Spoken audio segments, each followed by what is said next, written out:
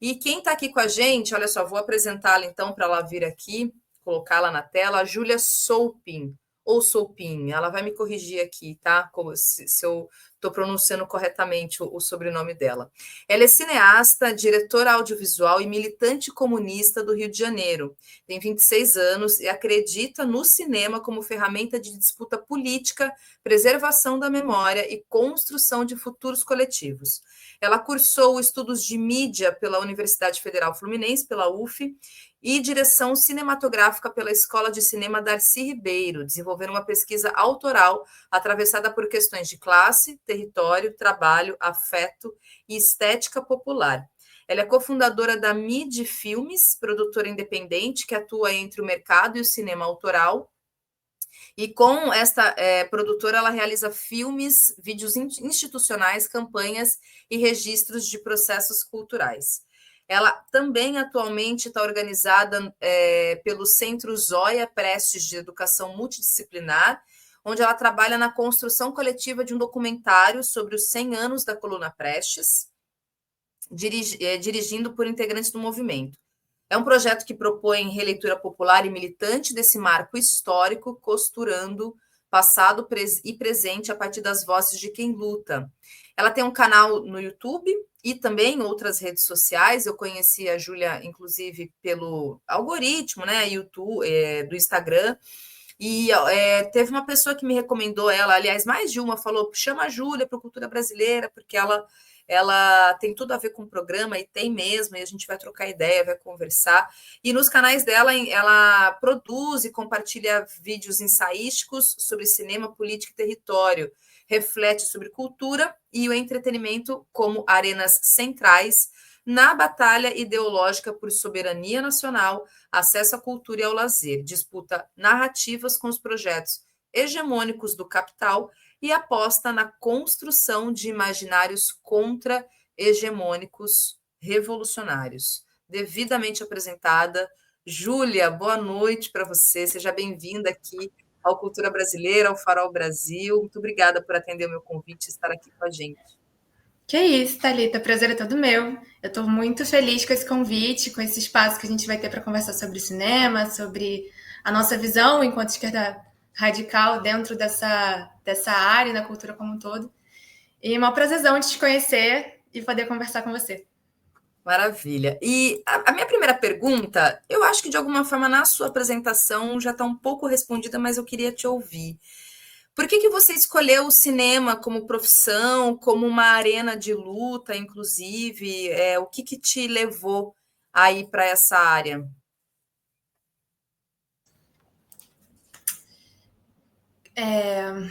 Uma pergunta difícil. Muito Mas subjetiva, né? é muito subjetiva, muito pessoal, ao mesmo tempo que não é, né? É uma coisa muito política também. Eu acho que eu sempre gostei de cinema. Eu sempre, desde criança, assim, eu via como o cinema afetava as pessoas, de fato, sabe? Criava desejos, criava visões de si, do outro, de Brasil, assim. E aí eu sempre tive essa vontade de construir isso de alguma forma. E aí, eu acho que eu vou dar uma pequena resumida, assim, na minha trajetória para poder explicar essa sua pergunta, mas quando eu me dei conta, assim, quando eu estava na minha vida adulta, eu percebi que era muito difícil estar nesse lugar da cultura, né?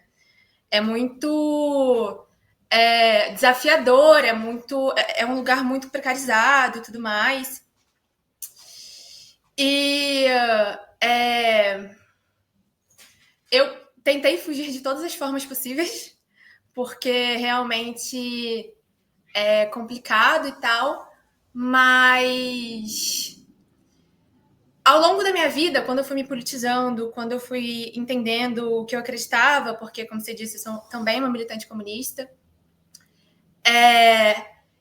eu queria falar sobre o que eu estava sentindo, o que eu estava estudando, o que eu estava consumindo, de uma forma que eu comunicasse com o meu povo, assim, com a classe trabalhadora. E a cultura está muito nesse lugar de você conseguir falar coisas e você construir coisas a partir de narrativa, de história, de imagem, de estética, de uma forma que você consiga se comunicar, né, com o povo, com a classe trabalhadora no geral, assim. Então, foi meio que nesse lugar, assim, que eu comecei no cinema. Eu venho, na verdade, de um background de publicidade, porque é isso, eu cresci, virei adulta, mesmo com esse desejo de fazer cinema, eu vi que era difícil, e eu precisava sobreviver, então eu fui para esse meio que eu achava que era um pouquinho mais próximo e tudo mais.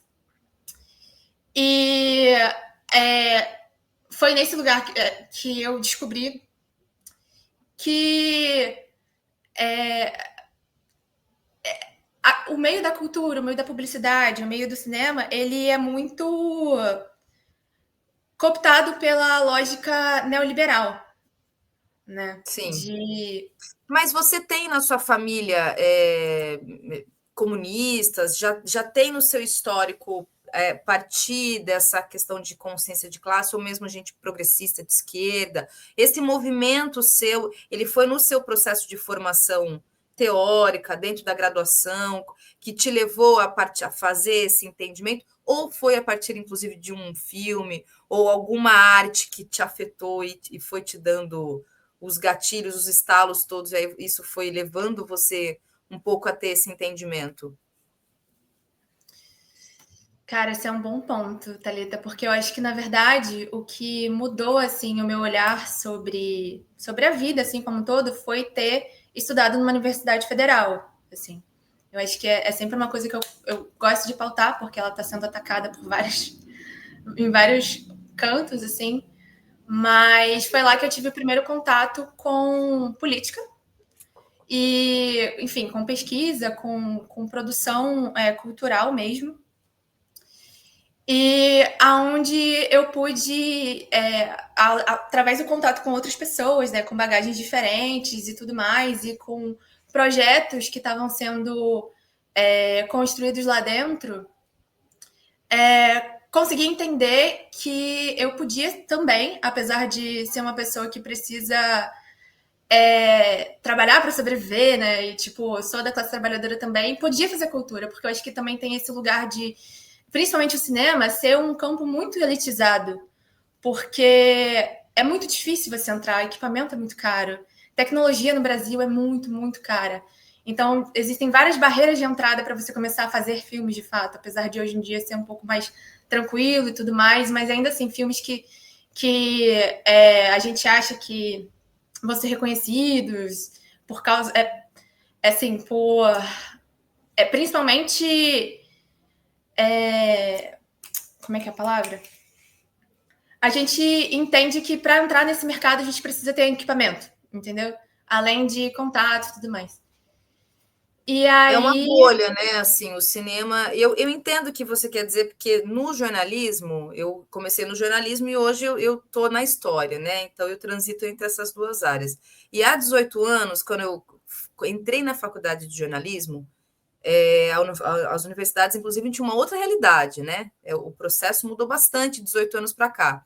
E também o jornalismo era uma área bastante elitizada, de uma bolha, e trabalhar na área é algo assim, o filtro, né, para quem entra na faculdade e vai de fato trabalhar na área, é um filtro que enxuga muito, assim, poucas pessoas. Então, é um dilema realmente para a gente que é da classe trabalhadora acessar diversas áreas que são historicamente elitizadas.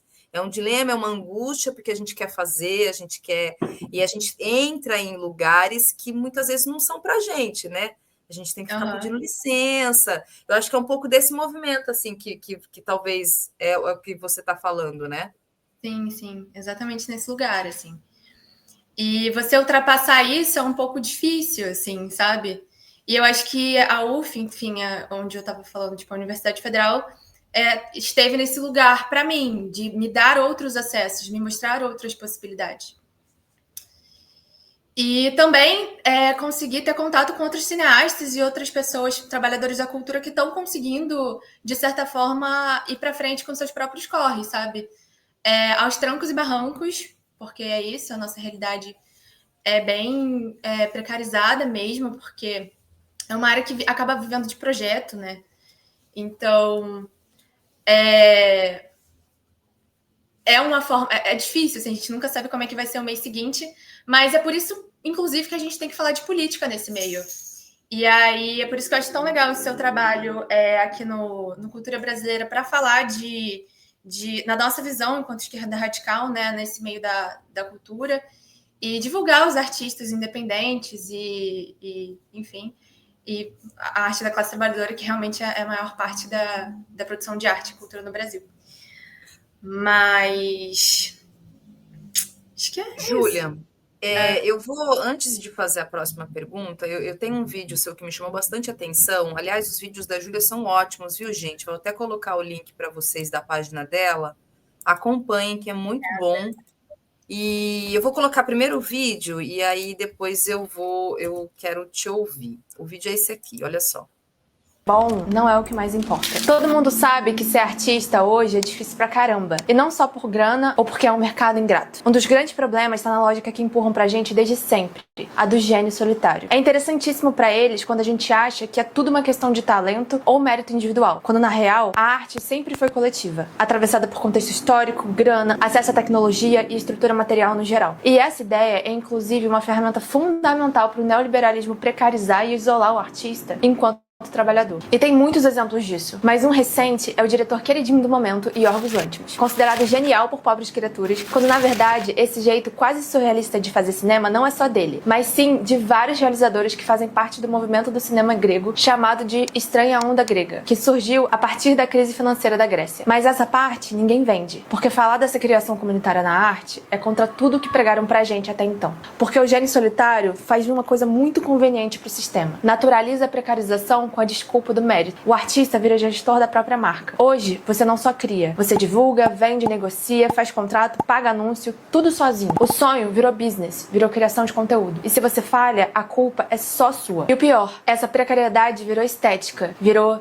superação. Se você der certo, vai ser exemplo para justificar o fracasso da maioria. O sistema transforma o artista em empresário da própria miséria. Terceiriza o risco da criação para o trabalhador e o lucro que antes ia aos colecionadores, para os estúdios, agora vai também para os donos das grandes big techs. Você se expõe, cria, vende, paga para existir na internet, tudo para alimentar uma plataforma que lucra com a performance do que você gera dentro dela. O Douglas Rushkoff fala sobre como essas plataformas sequestraram a promessa da internet como espaço de liberdade e a transformaram num motor de lucro para o mercado financeiro. Hoje, o artista não cria, o artista gera métrica, gera dado. E eu tô aqui criando conteúdo, seja lá o que isso quer dizer, porque na real não tem muito pra onde correr. Se eu não postar, eu não sou vista. Se eu não sou vista, eu não consigo acessar mais lugar nenhum. E quem pode escolher não se expor, ou tá se arriscando, ou é muito sortudo, ou muito privilegiado. Por isso, eu até ouso dizer que isso é mal visto nos meios artísticos, por ser uma clara diferenciação de classe. Então, vence o artista que é sorteado como exemplo ideológico, ou quem herda tempo, grana, contato ou tudo junto. E por isso, a gente precisa parar de achar que talento basta. O fracasso não é individual. Ele é resultado de um sistema que não foi feito pra você. E isso tem que revoltar a gente. E a gente tem que entender que o problema de trabalho é um problema coletivo, onde a única solução é a organização coletiva dessa revolta. Porque isolado, você não ocupa, não se organiza. Não usa a real potência do trabalhador, o coletivo. E como o Rushkoff falou, não é sobre humanizar a tecnologia, é sobre reumanizar as relações, a coletividade, o afeto, criar rede que não seja só para fazer networking e vender, mas sim para resistir, para viver. É se organizar como classe, como trabalhadores da cultura, formando os nossos, criando base para romper com a lógica de que o fracasso é pessoal e o sucesso é sinal de genialidade.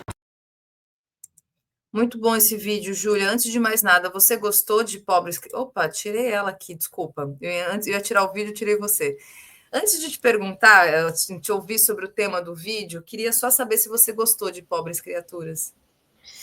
Eita, pergunta polêmica, porque essa aí é queridinha de todo mundo. Cara, não gostei tanto. Você não gostou? Não acredito. Não gostei. É que eu não sou muito fã do Yorgos mesmo. Eu até usei ele aí como exemplo para entrar nesse assunto, assim. Mas, não gostei. Muita gente disse que é um filme feminista, aí isso gerou polêmica, inclusive gerou uma discussão que é um filme feminista. Né? A coisa tem uma cena, desculpa, só tem uma cena, desculpa o spoiler, inclusive, viu, gente? Em que ela fala que o corpo dela é um meio de produção, aí tem toda uma discussão sobre isso também. Mas queria te ouvir, porque eu achei um filme, esteticamente, eu gostei muito do filme, da também. fotografia do filme, muito, muito. É o tipo de filme que eu gosto bastante, mas quero te ouvir, assim, sobre o que você achou do filme.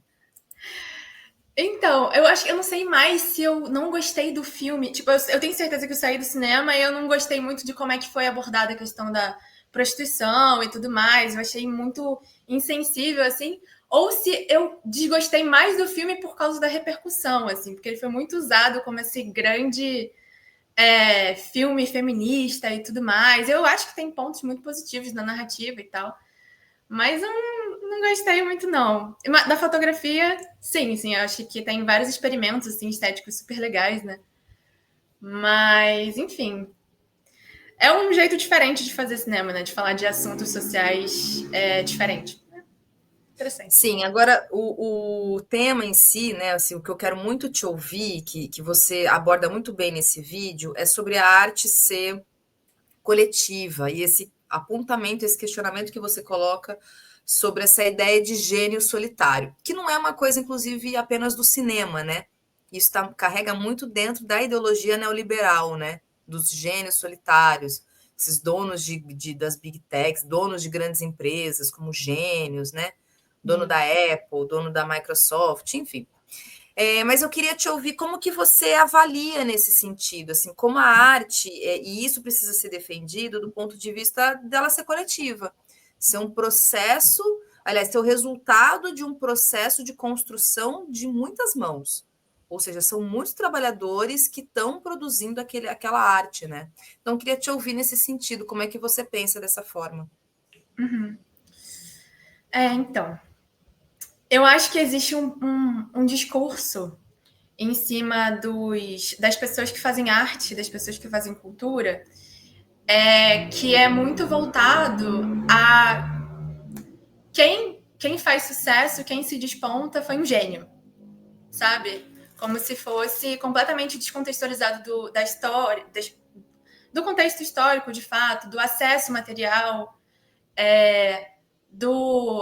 da produção em volta dessa pessoa e tudo mais. E isso é um discurso para isolar a gente, assim, enquanto artista, enquanto trabalhador da cultura, enquanto trabalhador mesmo, para olhar para o nosso trabalho como produto de um mérito, como feito de um mérito pessoal, assim, e descontextualizar que, pô, talvez eu tenha feito um filme que foi, sei lá, falando mais da minha área, né, que foi para Berlim, para o Festival de Berlim, porque na minha faculdade, sei lá, tinha uma câmera de cinema. Ou eu tive acesso a vários materiais e a vários cursos, ou a tempo, ou a poder só estudar e não trabalhar para conseguir ter tempo para estudar de fato, ou tempo para desenvolver meu roteiro, sabe? Eu acho que esse discurso do gênio solitário vem nesse lugar, assim, de descontextualizar mesmo o trabalhador e criar gênios. Assim como eu falo do Yorgos Lanthimos, assim. Eu tenho minhas questões com eles, mas o meu grande ponto nesse vídeo, na verdade, é como ele do nada chegou em Hollywood, né? Com bastante dinheiro para fazer O Pobres Criaturas, que não foi um filme barato. E aí se formou um discurso em volta dele, nossa, um grande gênio, um grande experimentador audiovisual, sabe? Ele conta a narrativa de uma forma tão única e não sei o quê, sabe? E, na verdade, isso é uma forma muito, eu não diria popular, mas uma forma que já acontece de se estruturar narrativas na Grécia. Ainda mais depois da crise que teve, de 2012, se eu não me engano. Os cineastas de lá começaram a tratar temas políticos, principalmente sobre família, de uma forma meio absurda. Então, assim, se você olhar os filmes anteriores dele e de outros cineastas dessa estranha onda grega, que é o nome do movimento, assim, como os críticos chamam o movimento, de uma forma muito similar, assim. Então, ele não veio do nada. Ele veio de um contexto pós-crise, de um contexto coletivo, onde estava todo mundo falando dos mesmos assuntos de uma forma que dava para falar, assim. que não tira o mérito pessoal dele, de fato, de ter feito um filme legal, interessante, tudo mais, mas ele não está descontextualizado, entendeu? E esse apagamento do contexto coletivo da arte, ele é ótimo para criar grandes mitos, para criar grandes pessoas que elas só... Você vai fazer sucesso só se você for um grande gênio, um grande empreendedor, sabe? E a partir do seu mérito pessoal, não numa rede. E foi isso que eu tentei falar nesse vídeo, assim. Até por uma questão de conseguir comunicar com a classe artística, a nossa categoria também em relação ao cinema, que a gente precisa se organizar, assim. Tipo, as nossas vitórias pessoais, elas dependem das nossas vitórias coletivas, assim. Na nossa organização, enquanto categoria, enquanto classe no geral, para ter acesso às coisas que essas outras pessoas que são gênios, por exemplo, sei lá, um Walter Salles da vida, uma Petra Costa, que são pessoas que vêm do mesmo lugar, sabe? Que têm o mesmo background de dinheiro, são herdeiros e conseguem fazer filmes e conseguem fazer grandes campanhas para serem validados internacionalmente nas premiações. Entender que a gente tem que ter acesso assim como eles, assim, sabe? De fazer arte, de fazer cultura. E que não tá certo, assim, a gente continuar implorando para que, por exemplo, agora que um PL que está no Congresso e que está sendo... Tá no Congresso há muito tempo, essa discussão está acontecendo há muito tempo, a regulação do streaming. E a gente implorando para os deputados e tudo mais colocarem isso de verdade em pauta, para que a gente consiga ter um mínimo de estrutura para conseguir investir no nosso cinema. Júlia, você pode sobre a questão da regulação dos streamings? O que você... Eu acho que você está me ouvindo? Você está cortando para mim um pouquinho. Travou? Vocês me ouvem, gente? Acho que foi a minha internet. Tranquilo. Será que sou eu? Foi a internet.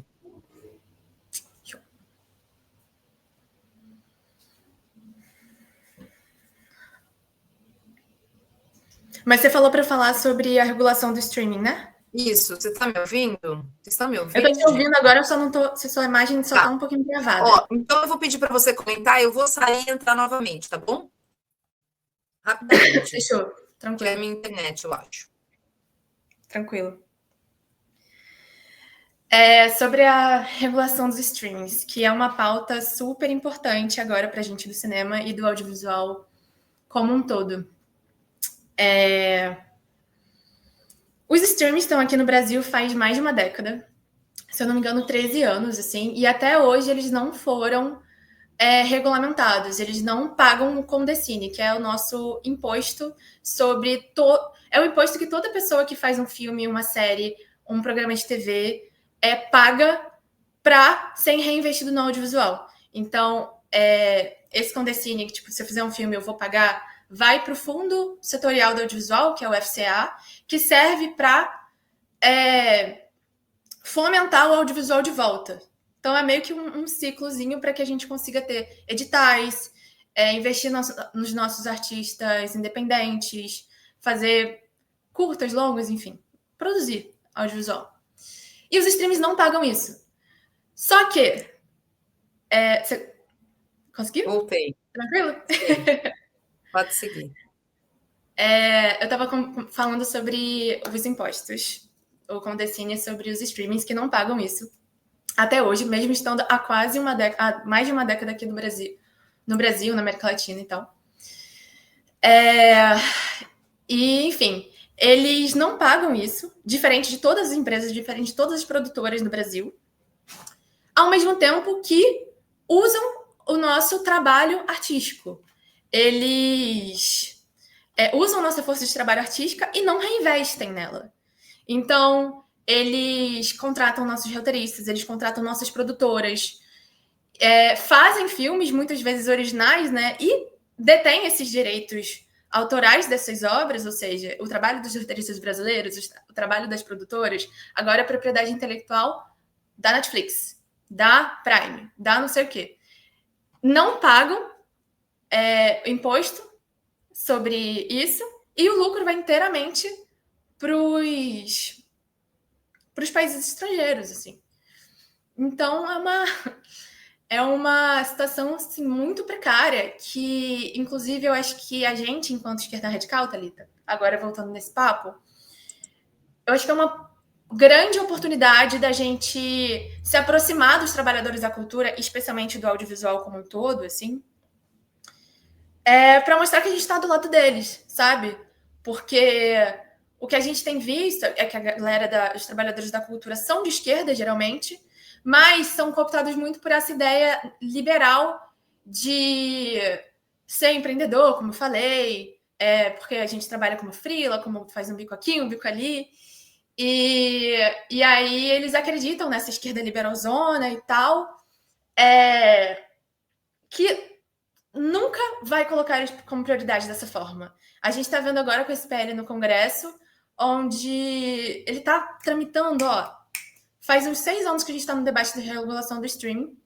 Na primeira oportunidade, eles vão negociar com essas Big Techs.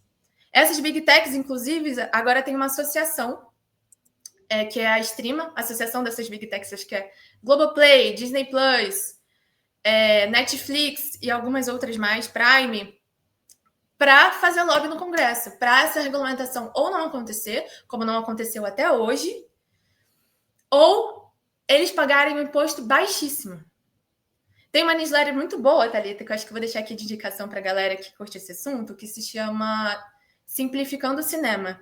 E eles até fizeram uma edição especial sobre isso, porque há umas 2 semanas atrás, quando o Lula estava falando sobre soberania nacional, por causa desse tarifaço e tudo mais, a Streama, essa associação dessas Big Techs de streaming, elas fizeram um jantar com o presidente da Ancine e o secretário executivo, se eu não me engano, o Márcio Tavares, do Ministério da Cultura.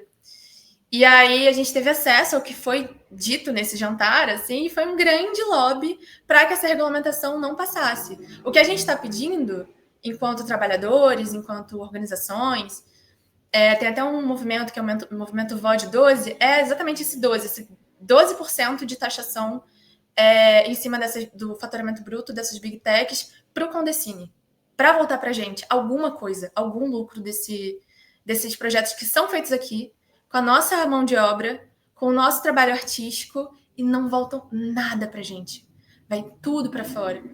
Então, assim, como falar de soberania nacional se a gente não falar de soberania cultural, imaginativa, sabe? Como é que a gente deixa esses streams, essas empresas estrangeiras fazerem o que bem quiserem aqui e não devolver nada pra gente, sabe? Então, eu acho que o meu trabalho, assim, principalmente na internet, eu comecei por outros motivos, que era, tipo, sobreviver, ser vista, porque é isso que eu falo no vídeo também. A gente, enquanto artista, agora a gente tem que fazer 50 milhões de coisas além de arte. A gente tem que ter TikTok, Instagram, YouTube, para conseguir produzir conteúdo e ser visto e contratado, e mesmo que sempre em cargos PJ, sabe? E isso já é produzir para essas empresas, né? Porque quanto mais a gente produz conteúdo, a gente faz essas empresas rodarem e que lucram em cima justamente daquilo que a gente produz, né? Enfim, do processo criativo, dos vídeos que a gente coloca. E não só disso. Desculpa, Thalita, pode falar. Não, por favor, pode falar. E não lucram só sobre o que a gente produz, assim, necessariamente, que é esses vídeos todos para as pessoas ficarem nessas plataformas, mas com os nossos dados, que Exatamente. São coisas, assim, que a gente não tem nem noção de que estão sendo capturados e mandados lá para fora para a gente conseguir, para eles conseguirem vender mais coisas para a gente, ou, enfim, para vigilância, como a gente tem visto, a gente viu a BIM aí vigiando uma porrada, não sei se pode falar isso, mas um monte de gente. Então, assim, é uma coisa muito complicada, é uma coisa muito nada transparente, inclusive os próprios algoritmos dessas plataformas. Como é que é o algoritmo da Netflix? Como é que ela recomenda os próximos filmes que você tem que assistir de acordo com o que você assistiu antes? Isso pode ser transparente para a gente, por exemplo. Os nossos dados, quem devia ter controle dos nossos dados é a gente, sabe? Só que a gente está num estágio ainda que a gente nem sabe o que está indo lá para fora. Então, é muito complicado, sim. É muito complicado. Mas... E tem um outro ponto, Júlia, que acho que também está dentro dessa discussão toda, que é uma promessa, pelo menos acho que até neste momento, isso aqui é uma reportagem, uma matéria do portal da revista Fórum, de janeiro desse ano, que traz justamente essa informação, que é uma informação que já vinha já desde o ano passado, né, sobre o lançamento de uma plataforma de streaming público em 2025. E aí tem uma discussão, segundo aqui a chamada, né, com representantes do setor audiovisual para garantir no catálogo das plataformas comerciais um percentual mínimo das produções nacionais. E esse streaming, justamente por ser público, então teria um acesso gratuito e programação, até onde eu sei, 100% nacional. Eu não sei se você tem mais informações a respeito disso, até porque a última informação que eu tinha é que havia uma projeção dessa plataforma ser lançada agora, segundo semestre de 2025. Só que eu não, como eu disse, né, essa reportagem aí que está na tela é uma reportagem de janeiro deste ano. Depois disso, eu não vi mais nenhuma repercussão, pelo menos dentro a partir da imprensa, né, falando a respeito dessa plataforma de streaming público lançada, sei que seria lançada pelo governo, né, através do Ministério da Cultura. E eu queria te ouvir, Júlia, se dentro, né, do audiovisual, se vocês têm mais informações a respeito disso, se vocês compreendem como válida essa iniciativa, se ela vir a acontecer, inclusive, né, porque é uma iniciativa estatal, que vai muito na direção daquilo que a gente defende também. Então, eu queria te ouvir nesse sentido. Então, Thalita, eu acho que eu também não tenho muitas informações recentes sobre isso. Eu também dei uma pesquisada antes de vir para conversar com você sobre como é que anda esse projeto. E também vi só matérias de fevereiro, março e tudo mais. Mas, assim, a ideia do projeto é muito legal. A gente ter um streaming público, eu acho que vem principalmente a favor de uma coisa que é um grande déficit da indústria de cinema nacional, que é a nossa preservação de filmes. Porque a cadeia de cinema é basicamente você desenvolver, produzir, distribuir, exibir e preservar. E esse é um grande debate também dentro do cinema, de que a gente tem muitos incentivos, nem tantos assim, mas assim, em questão de comparação, para a produção. Mas para aí. A gente não tem... A gente faz nossos filmes e não tem onde distribuir, onde exibir. E isso é um grande problema, assim. E ultimamente a gente tem conversado muito sobre preservação da memória, da nossa memória enquanto nação, enquanto povo. E eu acho que o audiovisual, a arte, a cultura está muito nesse meio, né? E eu acho que uma plataforma de streaming pública com filmes nacionais pode ser uma solução de alguma forma, se tiver investimento, se tiver compromisso, para resolver uma parte, pelo menos, desse déficit de preservação. Porque, Thalita, eu estou fazendo, inclusive, um vídeo sobre isso, por isso que é uma coisa que me toca muito. Cerca de, até eu acho que 2022, 2023, cerca de 30% de nossos filmes brasileiros foram perdidos. Assim. Se a gente for falar de cinema mudo, cerca de 93%, por isso que eu tô com essas coisas frescas na memória, foi perdido. Perdido. Ou seja, você fala que tem a produção, mas não tem aonde ser exibido. Não, foi perdido mesmo, não existe mais, assim, não tem cópia, os negativos não existem mais. No lixo. Exatamente. E é isso que acontece com o cinema brasileiro. Hã? Que absurdo isso. E por qual razão? Porque não tem acervo, não tem um espaço? Falta de investimento. Falta de investimento e de estrutura e de seriedade, assim, de olhar para o nosso cinema como um material histórico muito relevante, como formador da nossa identidade nacional mesmo. Tipo, a gente precisa de estruturas assim que preservem o nosso cinema, a nossa cultura de uma forma permanente. Mas, enfim, eu tive acesso a esses dados, eu fiquei chocada também. E é isso, se você parar para pensar, em todas as listas que a gente vê de filmes favoritos e tudo mais, o que a gente tem, assim, antes do cinema novo? Parece que o Brasil começou a fazer cinema depois do cinema novo, depois de Glauber Rocha, e depois com o cinema de retomada nos anos 2000. E teve muita coisa antes.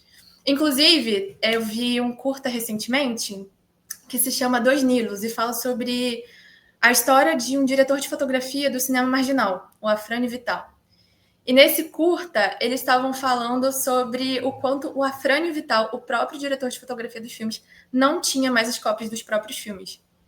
E ele estava nessa busca, assim. E aí ele achou um na Argentina e em outro país, assim, mas mesmo assim ele ainda não tem todas as coisas que ele produziu. Porque antigamente também as coisas eram feitas em película, então precisava de um armazenamento climatizado, assim, precisava de um cuidado específico. E aí, ele não é a exceção, assim. Tem a Adélia Sampaio também, que foi a primeira mulher negra a fazer um longa de ficção, a dirigir um longa de ficção no Brasil.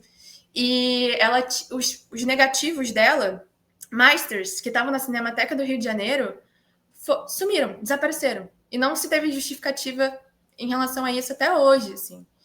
Então, é uma questão de também que filmes são perdidos, sabe? De quem? Porque os dois que eu te falei aqui são de duas pessoas negras. Os do Walter Salles certamente não serão nem daqui 100 anos. Exatamente. Certamente não serão. E qual é o cinema que a gente estuda? Quando a gente vai fazer qualquer curso, quando a gente ouve de cinema mudo, qual é o cinema? É o cinema estadunidense. É o cinema europeu. Por quê? A gente nem conhece o nosso cinema. E grande parte disso tá da gente não ter acesso e por não ter mais esse cinema, sabe? Então, voltando para o assunto, eu queria fazer esse contexto histórico assim para dizer que o streaming pode ser bom nesse sentido. Esse Tela Viva, eu acho que é esse o nome que seria o streaming, para a gente ter acesso, para além de distribuição e tal, a gente conseguir ver os filmes nacionais, a gente conseguir preservar eles. Essa é a Adélia Sampaio. Isso, essa é a Adélia Sampaio que a Júlia tá comentando, viu, pessoal? Isso. Que é a cineasta. E aí tem uma pessoa até dizendo aqui, Júlia, que ela disponibiliza os filmes dela no YouTube. Sim. Mas é isso, se a gente quiser restaurar, passar em cinema, como é que faz, sabe? Justamente. E é isso, está atrelado a uma plataforma, no caso o YouTube, que se amanhã os donos quiserem simplesmente apertar um botão e falar tchau, queridos, né? A gente está submetido a uma lógica. Então, é importante, porque o YouTube todo mundo tem acesso, claro, mas é sempre considerar essa coisa anterior, que é como você disse, para estudo, para isso, de repente, vir a ser exibido em sala de cinema, o acervo. É um escândalo e volta para uma questão que aqui no Cultura Brasileira, Júlia, não só dentro do audiovisual, mas assim, em todos os aspectos, o Brasil tem um problema seríssimo sobre preservação de memória, patrimônio, assim, assim, a gente tem uma questão muito séria em relação a isso, muito séria. Lamentavelmente, é muito negligente, ainda que tenha todos os esforços de todos os profissionais, mas a gente tem os profissionais públicos da cultura, enfim, com todas as questões. Então, é bem triste pensar, porque você traz mais um aspecto dentro da tua área que mostra uma realidade que ela é geral, que é um problema muito sério em relação à preservação, à memória, a patrimônio, ao que está muito presente, que a gente, enfim, em geral, a gente tem isso de forma muito negligenciada, lamentavelmente. O que me faz, tem perguntas aqui, comentários para você, daqui a pouco eu vou ler do chat, mas eu queria só emendar para uma outra pergunta, a partir dessas questões que você está colocando aqui, que é esse entendimento, você até já trouxe isso um pouco, mas eu queria te ouvir mais até, sobre o cinema. Sempre quando a gente vai pensar em cinema como enfim, um conceito mais atual, né? Um soft power. Mas o cinema como essa ferramenta importante, poderosa de disseminação de valores, a gente vai associar, num primeiro momento, claro, a Hollywood, e a gente entende, inclusive, a força que tem, né? No caso, quando a gente pensa em Hollywood, essa indústria muito presente. Nos teus vídeos, inclusive, você traz isso, você coloca isso. E aí eu queria muito te ouvir nessa linha. Como que o cinema ele pode vir a ser essa ferramenta de disseminação de valores, de construção de um processo de consciência, no nosso caso aqui, a gente pensando em consciência de classe, através, inclusive, desse caráter que é pedagógico, né? Ao fim e ao cabo, acho que é um pouco isso que a gente está falando. Então, queria te ouvir nessa linha, assim, como é que você avalia nesse sentido? Aliás, tem um vídeo seu muito bom, que daqui a pouco eu vou mostrar para vocês também, viu, gente? Que a Júlia fez. Eu quero muito, muito mostrar para vocês, mas pode falar. Sobre desesperança? Não, tem esse, mas é sobre o imperialismo, como o imperialismo ele Deve ser do hoje. influencia, que você fala do Walter Salles, de como um filme, para ele chegar ao Oscar, ele tem todo um processo, todo um caminho, que é um lobby, né? Ao fim e ao cabo, não deixa de ser um lobby. 100% um lobby. 100% um lobby. Não é nada escondido, assim. Tipo, a gente viu a Fernanda Torres, o Selton Mello, fazendo uma grande campanha de 6 meses na Europa e nos Estados Unidos para ir até esses votantes conversar, festas e tal, assim como a Petra Costa, o Fernando Meirelles. Mas sobre o que você falou, eu sempre falo que o cinema é um grande construtor, por assim dizer, de imaginário coletivo, né?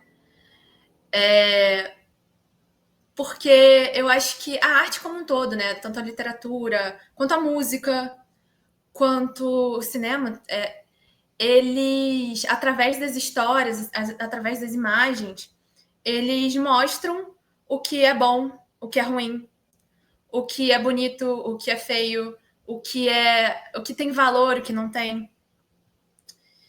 E aí é por isso que para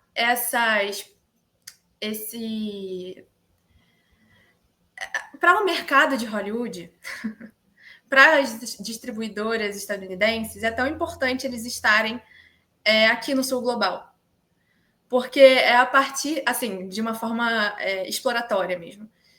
Porque eles querem apagar o que é local em nós, assim, apagar a nossa identidade, assim, apagar como a gente se enxerga, como a gente valoriza, o que a gente valoriza, para que eles consigam realmente dominar a gente também através do simbólico, do subjetivo, do se odiar mesmo, esse discurso de que cinema no Brasil é só sacanagem, é ruim, é um projeto de formação de gosto de muito tempo, inclusive com os streamings.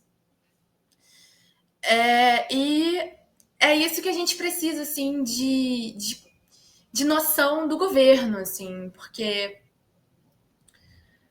quando a gente fala de soberania, e aí a gente fala de indústria, das outras indústrias, eu acho que tudo começa com a gente entendendo que o que a gente vê que tem valor, inclusive para não cair nesses papos de neoliberais de empreendedorismo ou de privatização e tudo mais,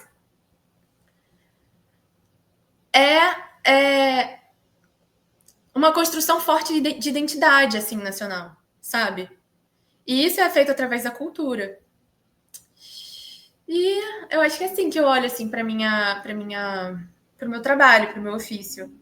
Eu vou colocar o vídeo aqui que eu falei para vocês, gente, que acho que dialoga. E o que o imperialismo estadunidense e a construção do nosso gosto tem a ver com isso? Essas são as perguntas ambiciosas que vão guiar essa minha série de 4 vídeos aqui. Minha vontade de fazer esses vídeos surgiu porque, com Ainda Estou Aqui sendo indicada ao Oscar, eu vi muita gente falando sobre o cinema brasileiro como se filme bom aqui fosse raridade. Tipo, 1 em 1 milhão, tá ligado? Parece que nosso cinema só tem valor se for reconhecido pelos estadunidenses, franceses e por quem quer que esteja no topo da indústria cinematográfica global. E olha, isso não quer dizer que você não possa torcer pela Fernanda Torres, tá?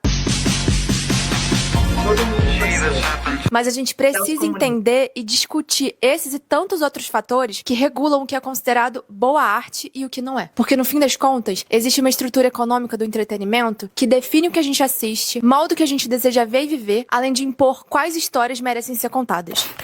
Para começar essa discussão, a gente precisa entender por que o Oscar é tão famoso a ponto de todo mundo querer assistir a premiação e dar relevância aos filmes indicados todos os anos. Essa noção foi criada a partir dos longos mandatos desses dois aqui na presidência da Motion Picture Association, que é a associação comercial estadunidense que representa os 5 maiores estúdios de cinema de Hollywood, e atualmente até a Netflix. Foram eles que consolidaram a propaganda de que os filmes de lá seriam os melhores do mundo, porque suas histórias seriam universais. Mas a ideia de universalidade quase sempre serve a um projeto de dominação. E o modelo dessa universalidade, dessa essência humana, nunca vem de uma cultura não ocidental ou não do norte global.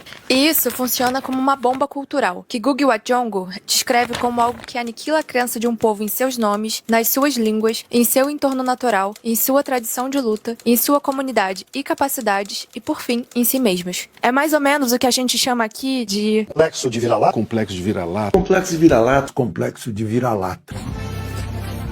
Grande dia. E ainda segundo ele, o universalismo nada mais é do que o imperialismo disfarçado. Um processo que faz os colonizados enxergarem seu passado como vazio ou como um fracasso, e os leva a querer se distanciar dele. E é nesse vácuo que a cultura estadunidense se apresenta como a solução. E aqui já tem um detalhe importante. O Oscar não é uma premiação mundial. Ele não é uma celebração do cinema, mas da indústria dos Estados Unidos, como eles já são conhecidos por fazer em várias outras áreas, como na música e no esporte. Gente, olha só, o vídeo é um pouco mais longo, só um trechinho, inclusive para vocês ficarem com vontade de ir lá ver os vídeos da Júlia, tá? Mas é muito bom e mostra o quanto é um projeto de dominação e ele é importante, inclusive fomentado pelo Estado, né? Ele é fomentado, a indústria do cinema, ela tem inserção do Estado o tempo todo. E aí acho que volta um pouco, Júlia, quando a gente estava discutindo, quando você estava falando do PL, da regulação dos canais de streaming, como a burguesia, ela faz o seu lobby. A burguesia o tempo todo reivindica o Estado para atender os seus interesses. Por isso que cabe à classe trabalhadora disputar o Estado, entender o Estado como um elemento fundamental para atender os interesses da maioria, que somos nós, classe trabalhadora. Por isso, as nossas críticas e as nossas avaliações aqui de que projetos neoliberais não nos atendem. Né? Eu acho que é importante isso, eu acho que isso dialoga muito com esse seu vídeo, com essa sua avaliação quando a gente está pensando em cinema. Né? E eu acho que o cinema ele tinha que estar muito presente num projeto nacional. A gente está discutindo tanto isso atualmente no mundo da política, né? A gente está falando tanto de soberania, de projeto nacional, de somos todos brasileiros, de fazer um enfrentamento ao imperialismo estadunidense. Só que isso não dá para ficar apenas num elemento discursivo. E tão pouco limitado a apenas um objetivo eleitoral. Não que não seja importante, mas é o entendimento de um projeto de país. Eu acho que nós, enquanto esquerda radical, Júlia, até queria te ouvir isso, mas nós, enquanto esquerda radical, o que a gente reivindica e entende é que a gente precisa de um projeto de país, um projeto de fato que a gente possa superar algumas questões que são históricas, né? Nosso processo de submissão, nosso processo colonial em todas as áreas. E aqui, no caso, que para nós, eu tenho certeza que você acho que concorda comigo, no campo da cultura ele é fundamental, a gente precisa ter esse entendimento. Então, queria te ouvir, não sei se faz algum sentido tudo isso que eu te falei, mas eu acho que tem muito a ver com o que você traz nos teus conteúdos, Júlia. Não, total, Thalita, total. É difícil, né? porque eu acho que no Brasil as pessoas têm um olhar para a cultura que foi construído, é um olhar assim completamente proveniente de um projeto político de olhar para a cultura como um gasto. E aí a gente olha para os Estados Unidos e vê eles usando como propaganda, como investimento para o próprio imperialismo, claro, mas assim, o que são esses milhares de filmes sobre a Segunda Guerra Mundial, sobre o 11 de setembro, sobre o exército estadunidense, sabe? Tipo, e tudo isso, esse poder de Hollywood, esse tamanho que ele tem, vem do Estado, de investimentos que existem há muito tempo do Estado. É isso, é Estado mínimo para gente, Estado fortíssimo para ele, sabe? Botar essa lógica na gente para que a gente realmente abaixe as guardas mesmo, enquanto nação, assim, enquanto sul global como um todo, porque a gente consegue ver isso por toda a América Latina. Eu acho que o cinema está sendo atacado pra caramba na América Latina nesses últimos anos, inclusive principalmente no Peru, no Brasil, né, e na Argentina. Para que a gente esteja cada vez mais vulnerável mesmo, para que eles consigam dominar a gente, tanto economicamente, porque cinema é uma indústria. Cinema emprega muitas pessoas. É uma parte importantíssima da economia cultural do Brasil. Quanto simbolicamente, foi o que a gente estava falando, assim. Não conseguir se ver em tela, não conseguir ver as próprias histórias, também faz parte desse projeto político. Também é um jeito da gente achar que o que a gente tem é ruim e o que é bom é europeu. O que é bom é estadunidense, de Hollywood. Então. E o que a gente não perde com isso, né? Muita coisa. Realmente, a gente perde muita coisa. Eu vou ler aqui os comentários que chegaram. O Pipinu diz: bem-vinda, Júlia, colega de trabalho no Cinema Nacional. Acho que ele é da área também. Aqui eu quero te ouvir muito sobre o Centro Zóia Prestes de Educação Multidisciplinar. Daqui a pouco Sim. eu vou falar. Aqui o Celo Lavigne diz: a mais braba das brabas, essa Júlia. Aqui, viu, gente? Ó, Instagram da Júlia para vocês seguirem, acompanharem os trabalhos dela. Ela tem o Linktree dela, que vocês podem entrar também, aí tem acesso às outras redes sociais. Também aqui, o Pipinu perguntando se você curte Vladimir Carvalho. Quem é Vladimir Carvalho, antes de mais nada? Eu não sei quem é, Eu não deve ser conheço. alguém da área. Eu sou muito É alguém ruim da com área, Pipinu? Eu não sei. Fale para nós aqui, porque eu não sei quem Ele é é. um cineasta. Gente, eu sou ruim com o nome. Deve ser cineasta. Aqui, eu vou seguir então lendo aqui outros comentários. Felipe Machado, tem a questão que envolve toda uma equipe de audiovisual, não tem como uma pessoa só fazer tudo, direção, atuação, câmeras, maquiagem, é realmente algo coletivo. Verdade. É uma coisa que eu esqueci de falar, que realmente cinema é uma arte extremamente coletiva. Total, muita coisa, muita gente envolvida. Aqui a Márcia Castro pergunta: por que o Walter Salles consegue dirigir e produzir? Dinheiro? Dinheiro, acesso, contato. A produtora, eu estava até vendo quando eu estava fazendo esse vídeo do Oscar, que a produtora que fez o filme dele foi a produtora dele com o irmão dele, se eu não me engano, a Videofilmes, alguma coisa assim. Enfim, dinheiro. O que resume tudo. Totalmente. E você sabe que teve aqui com a gente, acho que tem quase 2 meses, já tem um tempinho, a Fernanda Lomba, que também é do cinema, né? E aí a gente conversou bastante, e ela trouxe, inclusive, uma informação que ficou bem em paralelo, assim, sabe? Não repercutiu, porque estava na esteira, né, do Ainda Estou Aqui, mas que a produtora do Walter Salles recebeu um montante gigantesco do governo, né, enfim, das leis de fomento, de incentivo. E segundo, inclusive, que ela trouxe, é que, assim, eu não vou lembrar exatamente o valor agora, mas é um valor que vai fomentar uma produtora que já tem dinheiro, que já tem acesso e que produz, muitas vezes, fora do Brasil. Quer dizer, vai contratar profissionais fora do Brasil. Então, é um nicho que é elitizado, que o incentivo do Estado já faz um recorte gigantesco e ainda tem isso, né? Um cineasta com dinheiro, com influência, com tudo que a gente já sabe, e que ainda tem esses recortes todos. Quer dizer, o recurso público é direcionado, enquanto muita gente da cena independente, de produtoras independentes, gente que está na lida, dependendo ali de um projeto, muitas vezes não é contemplado. Então, há uma desigualdade, né, Júlia? Acho que você pode falar sobre isso assim, completa.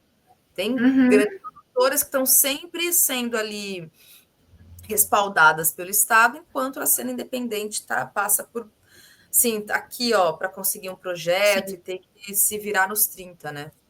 A gente falar de política pública é muito, muito importante, assim, no cinema, porque desde, eu acho que os anos 90, anos 2000, depois da criação da Ancine, o fim da Embrafilme, que era a estatal do cinema, que acabou no governo Collor, com essa entrada desse discurso neoliberal do acabar com as privatizações, sabe? Tipo, vamos deixar o mercado comandar a cultura. As leis do audiovisual ficaram muito diferentes, assim. Começou a ser através de renúncia fiscal. Então, a Lei Rouanet, a Lei do Audiovisual, de fato. E aí, ficou um pouco nas mãos das empresas privadas, né? Também escolher quem vai investir. E aí, até anotei aqui para falar para você que saiu uma pesquisa, eu acho que nessas últimas semanas, assim, sobre os recursos da Lei Rouanet. E aí apareceu, assim, não surpreendentemente, que eles estão concentrados em São Paulo, nos bairros nobres. E só o bairro de Pinheiros captou mais que o Norte e o Nordeste juntos entre 2014 e 2027. Então, assim, sabe?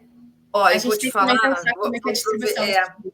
Pois é, eu vou aproveitar, inclusive, essa sua informação para dizer que na segunda-feira, eu acho que é na segunda, vai vir justamente o pessoal que produziu esse material, fez esse levantamento aqui, a gente vai discutir, vai falar sobre isso.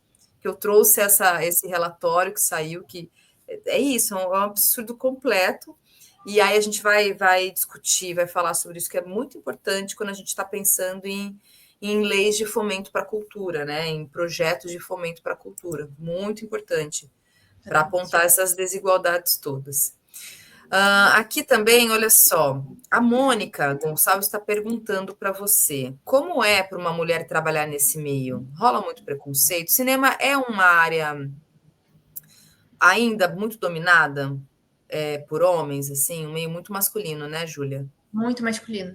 E quando você quer se colocar nesse lugar, quando você quer seguir a profissão direção, a área de direção no cinema, você está no lugar de liderança. Então, esse lugar de liderança geralmente é um meio complicado para mulheres, né? Ser ouvida, ser validada.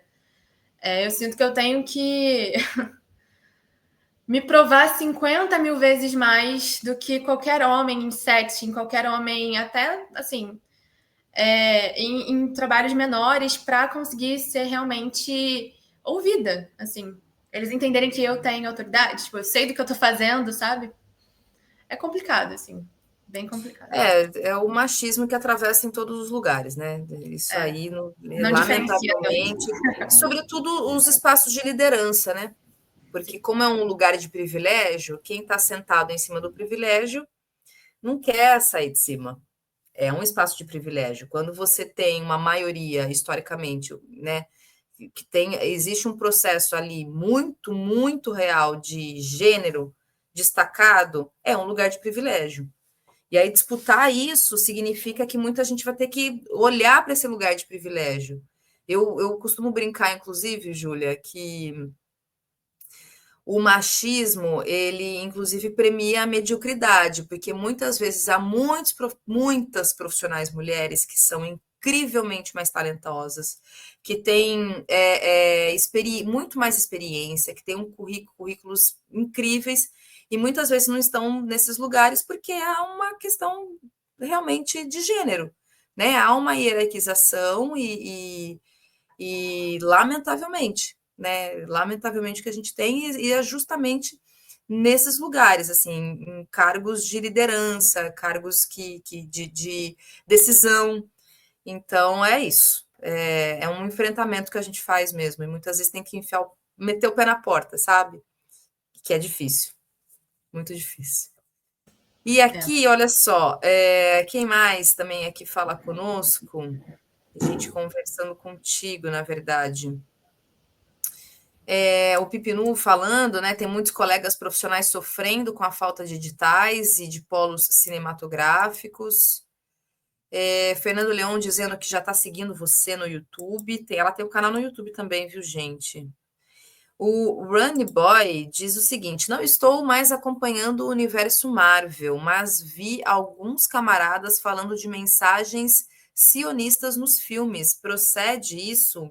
Você tem alguma informação a respeito disso, E, Júlia? gente, eu não sou a pessoa que acompanha Marvel, mas eu vi a galera falando que estava tendo uma polêmica de a galera chamando de Capitão Woke, uma coisa assim, né? Nesse último filme. Mas eu realmente não tenho como opinar, porque eu não vejo esses filmes há Mas é muito tempo. possível. Mas tem que ver. Dado o contexto, é muito possível, né? Considerando o histórico da indústria do cinema, agora, né, os terroristas de Gaza, que são os inimigos, né? Tem sempre esse movimento da geopolítica com relação à produção de cinema. A gente sabe disso, né?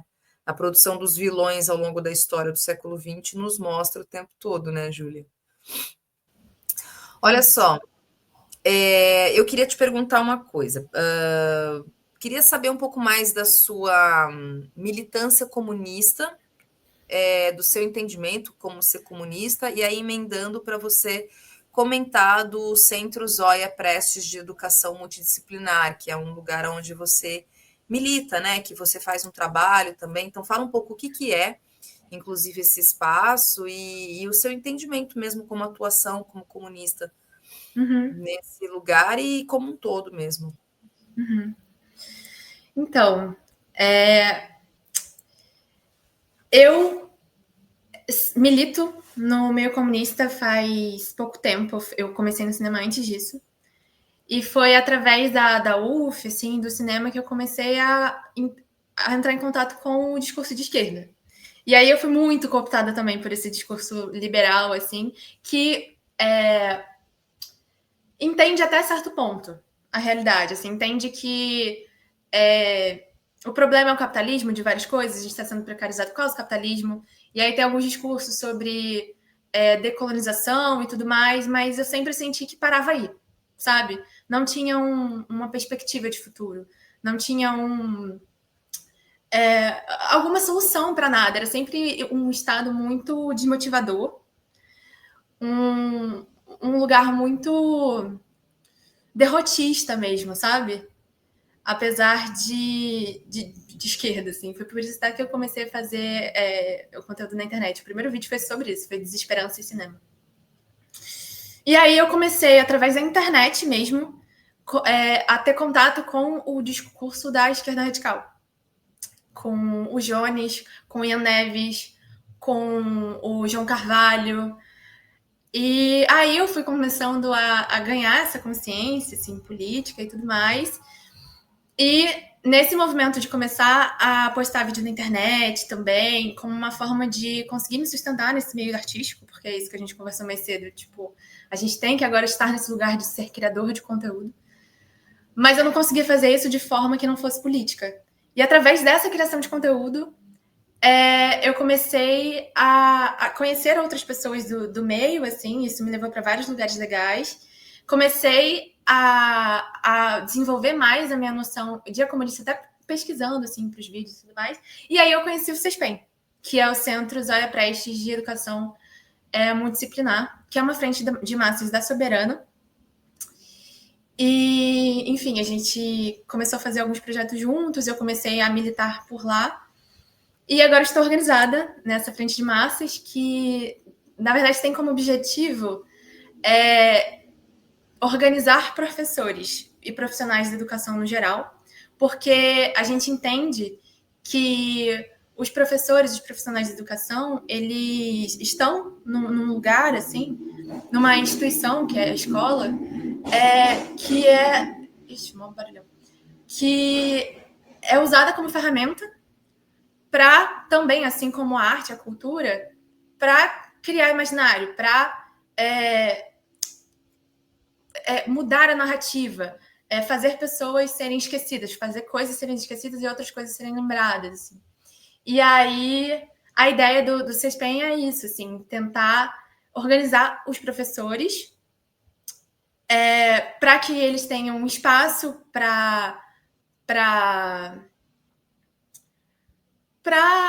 atuar de uma forma um pouco mais livre, assim, no sentido de não serem perseguidos enquanto dão suas aulas e tudo mais, e possam falar abertamente sobre as críticas que eles têm sobre as coisas e tudo mais, além de também promover um espaço para a educação um pouco mais acessível para o povo. Então, lá no CESPEN, a gente faz esse trabalho de organização, de formação política dos professores e tudo mais, e também disponibiliza aulas para a classe trabalhadora, assim, para o povo em geral.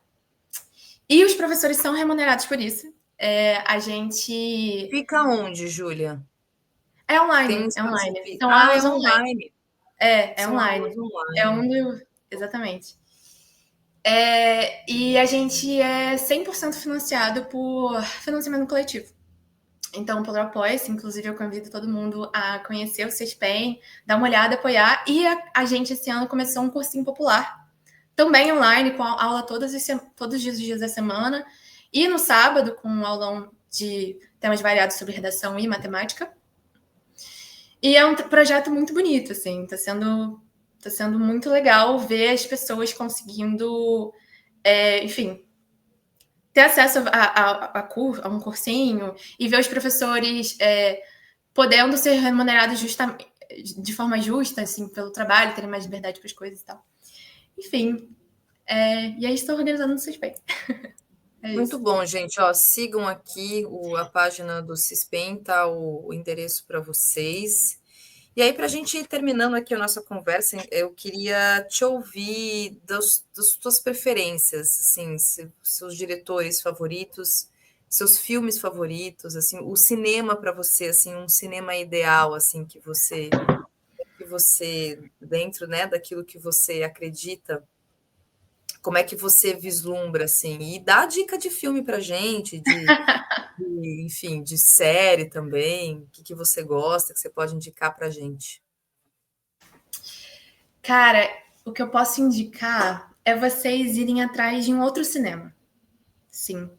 De um cinema feito pela gente mesmo, pelos cineastas independentes, feitos pelas universidades públicas, pelas pessoas das quebradas do Brasil, um cinema latino-americano, assim, no geral. E existem várias plataformas públicas, assim, públicas não, né, mas plataformas de fácil acesso, que vocês conseguem ter acesso a algumas coisas que não estão na Netflix, na Prime, sabe? Nesses lugares onde as narrativas são moldadas para vender e serem fáceis de digerir e tudo mais. Tipo SP Cine, Play, o Porta Curtas, Embaúba Play, Filmes, sabe? Esses lugares, assim. E indicações de filmes... Você tem um filme favorito? Nossa, esse filme, ou esse diretor, ou essa diretora, assim, que você... por exemplo, eu tenho eu não sou da área, né? Então, eu sou aqui mera pessoa, né, que olha com entretenimento e tal. E o meu diretor favorito, que eu gosto muito demais, é o Guilherme Del Toro. Eu adoro todos os filmes dele, eu adoro os filmes dele.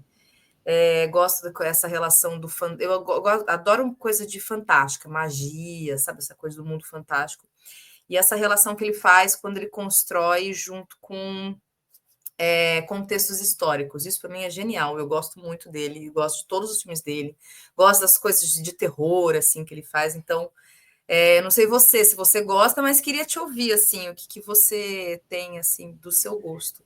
Nossa, eu adoro esse tipo de filme. E eu acho que o Brasil está produzindo muita coisa, principalmente de terror, assim, e de magia, assim. Eu acho que você ia amar a diretora Juliana Rojas, que é uma diretora de São Paulo, que faz filmes muito nessa linha, assim. Ela e o Marcos Dutra, que eram antigamente uma dupla de direção, eu acho, enfim. Tem um filme, não sei se você conhece, As Boas Maneiras deles, que é uma temática meio de lobisomística, assim, um lobisomem e tal. Mas a que eu mais gosto dela, eu acho que é o filme Campo Cidade. É um filme recente, que também trata de uns assuntos meio sobrenaturais e tudo mais, mas a produção no Brasil está muito voltada ultimamente para cinema de gênero, assim, para cinema de terror e tudo mais. Ai, que Tem demais, muita eu coisa adoro. sendo feita. Como Tem ela muita coisa sendo chama? É Juliana Rojas, Rojas, se eu não me engano. Rojas. Mas tem outros Já vários teve. Vou seguir cineastas ela. muito incríveis fazendo filme. O próprio Felipe Barbosa, que eu vi que ele estava aí no chat, ele é um cineasta de São Paulo que está fazendo vários filmes muito incríveis sobre a vivência de quebrada, com uma estética nossa. A gente entra no cinema, olha aquilo e fala, caraca, aquilo ali é nós, sabe? É a gente. Tem o LK, que veio aqui no Cultura Brasileira, inclusive. Eu sou uma grande fã dele, assim. Ele é uma grande referência. E, cara, tem muita gente fazendo, muita gente mesmo. Mas, assim, se eu for deixar dica, Campo Cidade, da Juliana Rojas, Quase Trap, do Felipe Barbosa, e Mutirão, do LK, que é um curta bem curtinho, assim, que está, inclusive, acho que disponibilizado pelo ICL, Instituto Conhecimento Liberta, no YouTube, assim. Então... Fica a dica, gente. Que ótimo. Maravilha. Muito bom, muito bom. Júlia, olha, quero te agradecer mesmo por vir aqui, a gente bater esse papo, conversar, já deixar o convite aberto para você voltar, inclusive. Você falou do LK que veio, até já me passou aqui da gente fazer um encontro de cineastas no Cultura Brasileira. Alguns cineastas virem aqui, a gente trocar uma ideia, falar um pouco desses assuntos, outros assuntos, né, dessas questões todas, porque é super importante. E é isso, obrigada, parabéns pelo seu trabalho, parabéns pela sua militância, esse entendimento mesmo, e desse lugar de como o cinema e o audiovisual realmente precisa ganhar espaço ainda mais nas nossas discussões quando a gente está pensando cultura brasileira, sobretudo para uma revolução brasileira, que é isso que a gente quer e a gente defende. É isso. Obrigada, Thalita, pelo espaço, obrigada pelo papo, foi muito legal, foi muito importante, assim. É muito importante a gente falar sobre cinema, e principalmente cinema independente. Então, boto muita fé da gente fazer esse encontro com todo mundo, assim, vários cineastas, para falar do cinema da classe trabalhadora, tá ligado? O cinema que tá realmente movendo o país, é a base do cinema nacional. Enfim. É o que a gente muito boa quer. Conversa. Valeu, Júlia, obrigada. Até a Valeu. próxima, então. Tchau, vocês.